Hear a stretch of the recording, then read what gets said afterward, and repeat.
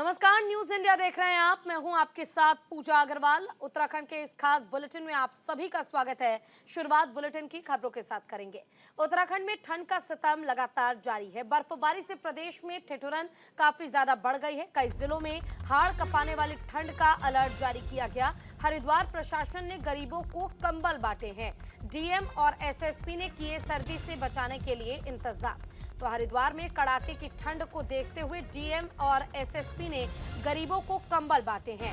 देर रात हर की पैड़ी क्षेत्र में भ्रमण कर निकले डीएम थिराज सिंह गब्रियाल और एसएसपी प्रेमचंद सिंह डोभाल ने गंगा घाट पर सो रहे गरीबों को कंबल बांटा, साथ ही चाय और बिस्किट भी वितरित किए। इस दौरान पुलिस और प्रशासन ने अन्य अधिकारी को भी गरीबों की मदद करने की सलाह दी है। डीएम और एसएसपी के हाथों कंबल पाने वाले लोगों ने भी उनका शुक्रिया अदा किया। आपको बता दें कि लोगों को सर्दी से बचाने के लिए पर्याप्त इंतजाम भी किए जा रहे हैं। इसके अलावा जिले में कई स्थानों पर अलाव के लिए पर्याप्त लकड़ी की व्यवस्था भी की जा रही है। तो फिलहाल उत्तराखंड की अगर हम बात करें तो उत्तराखंड में अलग अलग जिलों में अलग अलग क्षेत्रों में भारी बर्फबारी के कारण लोगों को सर्दी का सितम झेलना पड़ रहा है। और ऐसे में प्रशासन ने जो गरीब और बेसहारा असहाय लोग हैं उनको बचाने का बीड़ा उठा लिया है और प्रशासन की तरफ से गरीब लोगों को कंबल वितरित किए गए।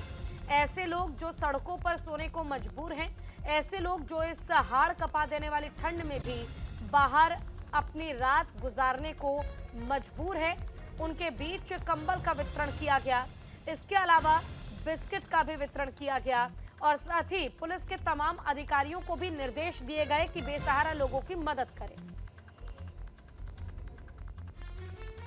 खासकर हड़की पेड़ कुछ समय से लगातार ठंड काफ़ी बढ़ी है, जिसमें माननीय मुख्यमंत्री जी की ओर से भी निर्देश थे सभी जगह पे जहाँ पर खासकर हड़की पेड़ी क्षेत्र में या हरिद्वार के अन्य जगह पर बाहर से भी लोग आते हैं और कई बार ठंड की वजह से ऐसी स्थिति का सामना उन्हें करना पड़ता है। पैसों का भी अगर कोई शॉर्टेज है तो लगातार हम लोग संपर्क में भी थे, कुछ लोगों को हमने चिन्हित भी किया था और ऐसे उन स्थानों पर आके आज कंबल वितरण के साथ साथ चाय वगैरह का जो भी अरेंजमेंट्स हैं, हमारे लोकल के एसडीएम्स हैं, सीओज़ हैं, एसएचओ वगैरह लगातार इस चीज़ को देख रहे हैं और ख़ासकर जो लोग बाहर हैं उनको रैन बसेरे तक पहुंचाने का वो भी हम लोग अरेंजमेंट कर रहे हैं। साथ में प्रशासन में बात हमारे डीएम साहब की अध्यक्षता में ये बात भी हुई थी कि जो लोग धर्मशालाएं हैं उसमें कुछ जैसे कक्षों की भी व्यवस्था की जाए। अगर ऐसी स्थिति में लोगों को अगर ज़्यादा ठंड का सामना करना पड़ता है तो वहाँ पर भी हम लोग उनको व्यवस्थित करेंगे। तो इस पर देखिए कुछ दिनों से लगातार ठंड बढ़ रही है और कोहरा भी आप देख ही रहे हैं, तो उसकी वजह से ठंड और ज़्यादा बढ़ गई है।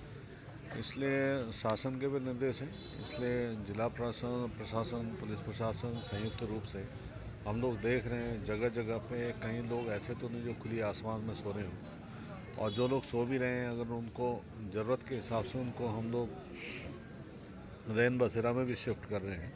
लेकिन ऐसे यात्री भी हैं जो देश के कोने कोने से यहाँ पे आए और ठंड की वजह से एक कोने में आग सेक रहे हैं, तो उन लोग को हम लोग कंबल बांट रहे हैं।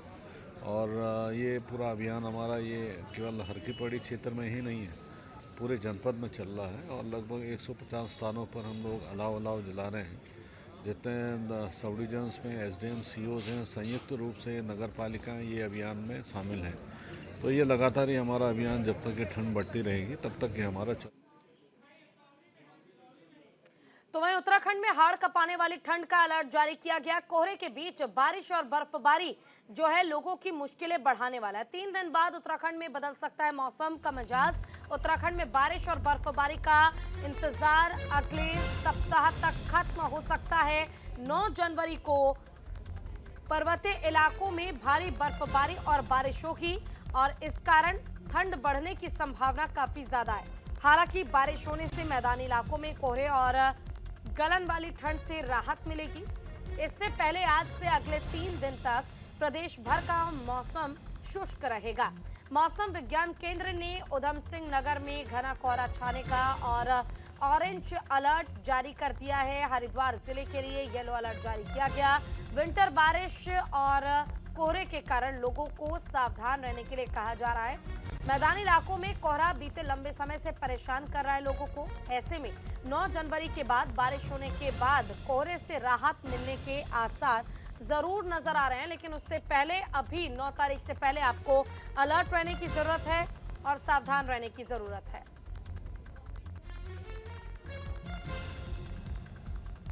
और इसी पर ज्यादा जानकारी के लिए हमारे साथ हमारे संवाददाता संजय पुंडीर और अनुज अवस्थी जुड़ गए हैं। सबसे पहले अनुज, आपका रुख करते हुए आपसे जानना चाहूंगी, उत्तराखंड में क्या कहता है मौसम का मिजाज?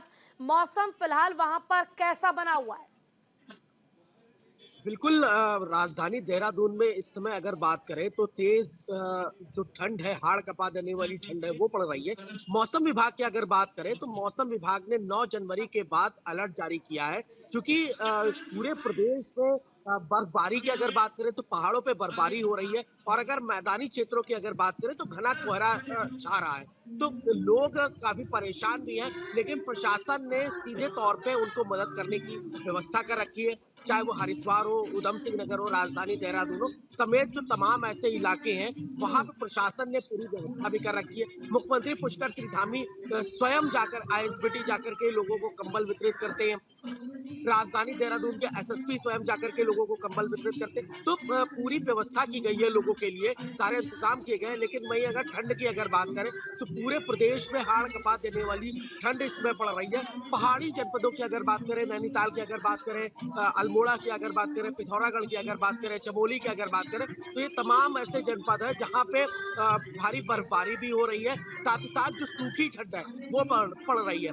मौसम वैज्ञानिकों का कहना है कि जब तक बारिश नहीं होगी तब तक ये सूखी ठंड पड़ती रहेगी। हाँ, दिन में दोपहर में जरूर थोड़ी सी धूप जरूर खिल जाती है, लेकिन वो भी राजधानी देहरादून में इक्का दुक्का जगह पे धूप खिल रही है। जो मैदानी इलाके हैं, हरिद्वार हो या उधम सिंह नगर हो, वहां पे दिन में 12-1 बजे घना कोहरा भी रहता है। साथ ही साथ विजिबिलिटी भी बहुत कम रहती है। तो मौसम विभाग 9 तारीख के बाद अलर्ट भी दे रहा है कि 9 तारीख के बाद अगर बारिश होती है तो कहीं ना कहीं कोहरे से निजात जरूर मिलेगी। जी ठीक है, संजय का भी रुख कर लेते हैं। संजय, हरिद्वार में फिलहाल मौसम कैसा बना हुआ है? वहां पर आज का तापमान क्या कह रहता है? और साथ ही ये भी आपसे जानना चाहूंगी कि देखिए, मौसम विभाग ने हरिद्वार को लेकर ऑरेंज अलर्ट जारी किया है, तो इस पर भी विस्तार से जानकारी, ताकि लोग सावधान रहे, सुरक्षित रहे।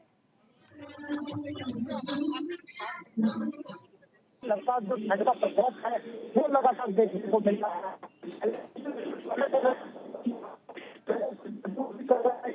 आने वाले 9-10 सतर्क रहे।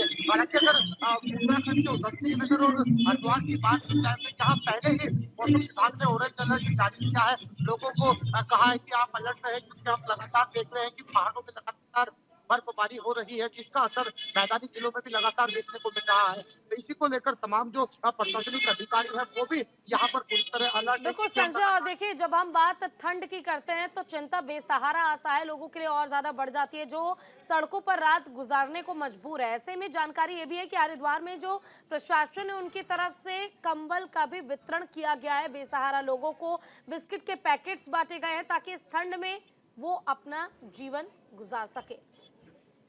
देखिए, लगातार हो रही ठंड को देखते हुए हरिद्वार जिला प्रशासन पूरी तरह अलर्ट है, क्योंकि हम देख रहे हैं कि देर रात हरिद्वार के जिला अधिकारी और एसएसपी खुद सड़कों पर उतरकर जो गरीब लोग हैं, जो बेसहारा लोग हैं, सड़कों पर पड़े रहते हैं, उनके लिए कंबल भी वितरण किए गए थे। साथ ही साथ उनके लिए गर्मा गर्म चाय और बिस्किट का भी इंतजाम किया था। और लगातार जो नगर निगम और नगर पालिका के अधिकारियों ने कहा था कि आप अपने अपने स्थानों पर, जो कई स्थान ऐसे चिन्हित किए गए हैं जहाँ पर तमाम जो अलाव की व्यवस्था है वो भी लगातार यहाँ पर की जा रही है। जी ठीक है, अनुज, आपसे जानना चाहूंगी, देखिए, क्योंकि ठंड काफी ज्यादा बढ़ गई है, मौसम विभाग की तरफ से भी साफ कहा गया कि बारिश को लेकर भी अलर्ट जारी किया गया है। आखिर कितने दिनों तक बारिश रहने वाली है? और अगर बारिश रहेगी तो देखिए, प्रशासन की एक जिम्मेदारी ये भी बढ़ जाती है कि अलाव की व्यवस्था लोगों के लिए जगह जगह पर कराई जाए, रैन बसेरे तैयार कराए जाए, ताकि लोग रात कम से कम सुरक्षित जगह पर गुजार सके, ठंड ज्यादा उन्हें ना लगे। तो क्या प्रशासन की तरफ से ये व्यवस्थाएं भी सुनिश्चित की गई हैं? बिल्कुल पूजा, प्रशासन की तरफ से जगह जगह अलाव भी जलाए जा रहे हैं, साथ ही साथ आईएसबीटी हो, रेलवे स्टेशन हो, माफी चाहूंगा, रेलवे स्टेशन हो, बस स्टैंड हो, चाहे वो आपका सरकारी हॉस्पिटल हो, इन सभी जगहों पे अलाव की व्यवस्था प्रशासन की तरफ से की गई है। वहीं अगर बारिश की अगर बात करें तो केवल 2 से 3 दिन का अलर्ट है बारिश का, क्योंकि घना कोहरा है, पहाड़ों पे बर्फबारी भी हो रही है, तो उसको कम करने के लिए ये बारिश बारिश जो है मददगार साबित होगी। तो मौसम विभाग ने 9 तारीख के बाद का अलर्ट भी किया है कि जो घना कोहरा है, जिससे बिजली नहीं बन पा रही है, हम्म। अगर बारिश पड़ जाती है, कहीं न कहीं उस घने कोहरे से लोगों को निजात भी मिलेगी, साथ ही साथ जो सूखी पड़ रही है, उससे भी लोगों को निजात मिलेगी। शासन लगातार रात में गश्ती करता है और अगर किसी को किसी प्रकार की कोई दिक्कत या परेशानी है, कोई ठंड लग रही है, तो उसको उचित व्यवस्था भी कराई जाती है। चलिए ठीक है, आपका बहुत बहुत शुक्रिया इस तमाम जानकारी के लिए। रुक करते हैं अगली खबर का। देहरादून से इस वक्त की बड़ी खबर आपको बता दें, केंद्रीय रक्षा मंत्री राजनाथ सिंह पहुंचे देहरादून हवाई अड्डा। उत्तराखंड के मुख्यमंत्री पुष्कर सिंह धामी ने उनका स्वागत किया।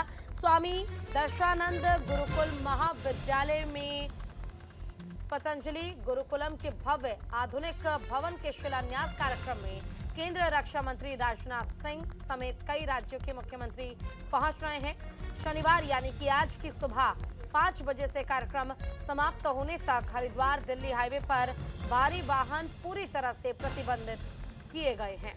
तो फिलहाल ये बड़ी और अहम जानकारी हम आपको दे रहे हैं देहरादून से। ये इस वक्त की बड़ी खबर। आज केंद्रीय रक्षा मंत्री राजनाथ सिंह आ रहे हैं और रक्षा मंत्री राजनाथ सिंह उत्तराखंड में जब पहुंचेंगे तो उनका स्वागत मुख्यमंत्री पुष्कर सिंह धामी ने किया और स्वागत करने के साथ ही आज कार्यक्रम जो आयोजित किया गया उसमें शामिल होंगे रक्षा मंत्री राजनाथ सिंह।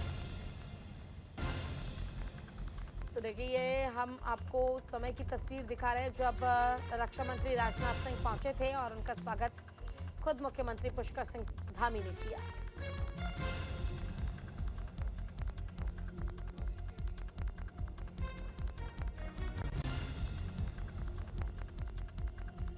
हालांकि उत्तराखंड के मुख्यमंत्री पुष्कर सिंह धामी ने स्वागत किया रक्षा मंत्री राजनाथ सिंह का। स्वामी दर्शनानंद गुरुकुल महाविद्यालय पतंजलि गुरुकुलम के भव्य आधुनिक भवन के शिलान्यास कार्यक्रम के लिए पहुंचे हैं रक्षा मंत्री राजनाथ सिंह और इसके साथ ही कई राज्यों के मुख्यमंत्री भी यहां पर पहुंच रहे हैं। रुक करते हैं अगली खबर का। विकसित भारत संकल्प यात्रा के तहत बेरीनाग नगर पालिका परिषद ने जीआईसी बेरीनाग के खेल मैदान में कार्यक्रम का आयोजन किया। कार्यक्रम का उद्घाटन स्थानीय विधायक फकीर राम टमटा ने किया। विधायक फकीर राम ने कहा कि मोदी सरकार के गारंटी की गाड़ी गांव-गांव में जाकर लोगों को विकासी योजनाओं की जानकारी दे रही है। साथ ही प्रदेश की धामी सरकार भी लगातार विकास की नई ऊंचाइयों को छू रही है। जानकारी के मुताबिक कार्यक्रम में विभिन्न विभागों और बैंकों ने स्टॉल लगाकर विभिन्न योजनाओं की जानकारी दी। वहीं स्कूली बच्चों ने रंगारंग सांस्कृतिक कार्यक्रमों का आयोजन भी किया।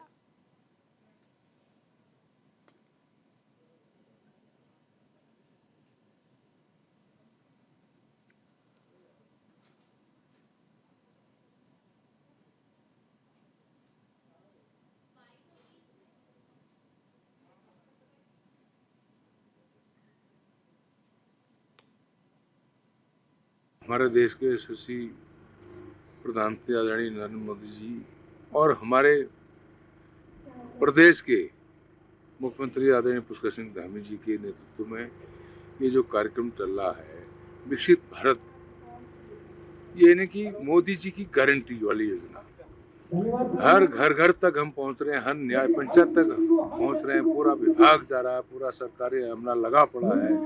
कोई भी गरीब व्यक्ति को जो लाभार्थी है, लाभार्थी तक कैसे पहुंचा जाए, कोई लाभार्थी छूटे नहीं, मेन यही इसका मकसद है। लक्सर में जनहित दिव्यांग सेवा समिति के दिव्यांग कार्यक्रम में शिव चौक तिराहे पर एकत्र होकर दिव्यांगों की मांगों को लेकर रैली निकाली।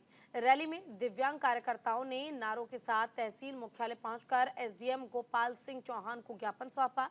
ज्ञापन में दिव्यांग कार्यकर्ताओं ने मांग की है कि दिव्यांग को हर महीने 10,000 रुपए की पेंशन दी जाए, साथ ही उनकी बिजली और गैस की बिलों में छूट दी जाए। दिव्यांगों को उनकी डिग्री के हिसाब से नौकरी में आरक्षण दिया जाए। स्थानीय कंपनियों में भी दिव्यांगों को रोजगार दिया जाए। दिव्यांगों को आवासीय पट्टे दिए जाए। राजनीति में दिव्यांगों को आरक्षण दिया जाए। दिव्यांग कार्यकर्ताओं का कहना है कि सरकार ने दिव्यांगों के लिए कई योजनाएं बनाई हैं, लेकिन उन योजनाओं का लाभ दिव्यांगों तक नहीं पहुंच रहा है। वहीं एसडीएम गोपाल सिंह चौहान ने दिव्यांग कार्यकर्ताओं की मांगों को गंभीरता से लिया है। एक ज्ञापन मुझे प्राप्त हुआ है जिसमें 5 मांगे इन्होंने रखी है। जैसे एक तो इनका मानदेय बढ़ना चाहिए और निःशुल्क बिजली इनको मिलनी चाहिए, और जो आवासीय पट्टे हैं या जो हमारे कृषि के पट्टे होते हैं वो उनको मिलने चाहिए। ये 4-5 मांगे हैं और ये माननीय मुख्यमंत्री जी को प्रेषित है, जो उसको हम लक्सर में ग्राम समाज की भूमि कब्जा मुक्त। भूमि पर खड़ी गन्ने की फसल कटाई पर लगी रोक। गन्ने की फसल की नीलामी करने का आदेश दिया गया। लक्सर में अवैध कब्जाधारियों पर कार्रवाई अब लगातार की जा रही है। तो लक्सर में हाई कोर्ट के आदेश पर लस्कर के ग्राम बाकरपुर रंजीतपुर में ग्राम समाज की करीब 4,000 बीघा भूमि को कब्जा मुक्त कर दिया गया है। साथ ही उन भूमि पर खड़ी लाखों की गन्ने की फसल की नीलामी करने का आदेश दिया गया। उप जिलाधिकारी गोपाल सिंह चौहान ने बताया कि हाईकोर्ट ने ग्राम प्रधान महावीर सिंह की याचिका पर सुनवाई करते हुए आदेश जारी किया है और उक्त ग्राम समाज की भूमि पर मौजूद गन्ने की फसल को कब्जे में लेकर फसल की नीलामी कराई जाए, ये आदेश दिए गए। उन्होंने बताया कि तहसील प्रशासन ने आदेश का पालन करते हुए भूमि को कब्जा मुक्त कर दिया है। जो रंजीतपुर गाँव में है, ग्राम पंचायत बाकर थी, इसमें लगभग 4 बीघा जमीन है जो ग्राम सभा की है। इसको कई वर्षों से कुछ लोगों ने गन्ना बोया हुआ है अवैध रूप से। उस अतिक्रमण को, उस गन्ने को कटवाने के लिए माननीय उच्च न्यायालय हाईकोर्ट द्वारा भी जो आदेश पारित किए गए हैं। और अभी हमारे द्वारा ग्राम प्रधान थी, कुछ और व्यक्ति थे, उन्होंने प्रार्थना को दिया एसडीएम लक्सर को, और एसडीएम लक्सर के द्वारा भी उसे नीलाम करने के आदेश पारित कर दिए गए हैं। और क्योंकि वो जो गन्ना बोया गया है वो अवैध है, निश्चित रूप से उसको ऑप्शन करने के बाद जो भी उसका पैसा हो वो ग्राम सभा के खाते में जाए या सरकार को प्राप्त हो, जिससे जो जनहित के कार्य। चले रुक करते हैं अगली खबर का। चमोली में पुलिस ने कसा जुआरियों पर शिकंजा। जुआरियों से 3 लाख से ज्यादा नकदी बरामद की गई। चमोली के होटल से जुआरियों को पकड़ा गया है। पुलिस की गिरफ्त में 4 आरोपी। चमोली में पुलिस ने एक होटल में छापेमारी कर जुआ खेलते हुए 4 लोगों को गिरफ्तार किया। पुलिस ने आरोपियों से 3,40,000 से भी ज्यादा रुपए के नकदी बरामद किए। पुलिस अधीक्षक चमोली रेखा यादव ने बताया कि उन्हें मुखबिर से सूचना मिली थी कि गोचर क्षेत्र के एक होटल में जुआ खेला जा रहा है। सूचना पर पुलिस टीम ने होटल में छापा मारा। छापेमारी के दौरान पुलिस को जुआ खेलते हुए 4 लोग मिले और उन आरोपियों को पुलिस ने गिरफ्तार कर लिया। आरोपियों के पास से 3 लाख से भी ज्यादा रुपए, ताश की गड्डी और 4 फोन बरामद हुए हैं। फिलहाल आरोपियों के खिलाफ थाने में मुकदमा दर्ज किया गया है। वहीं पुलिस अधीक्षक ने कहा कि जनपद में नशे के खिलाफ और अवैध कारोबारियों पर कार्रवाई जारी है।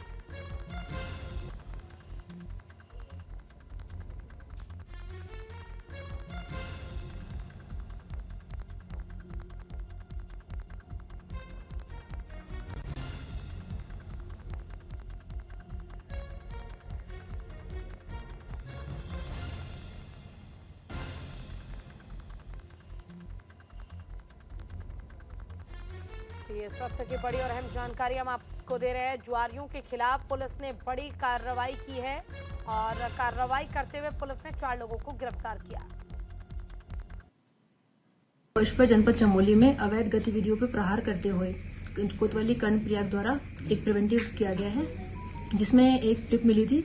हमारे सीओ कर्णप्रयाग के नेतृत्व में थाना कर्णप्रयाग पुलिस द्वारा उसमें रेड की गई और रेड के दौरान 4 अभियुक्त पकड़े गए हैं, जिनके पोजीशन से 3,24,450 की धनराशि, ताश की गड्डी और उनके मोबाइल फोन बरामद हुए हैं। चूंकि टिप इतनी सटीक थी, जिस पर होमवर्क करते हुए हमारे सीओ साहब के निर्देशन में टीम ने बहुत ही प्रभावी कार्रवाई की है और जो ये व्यक्ति थे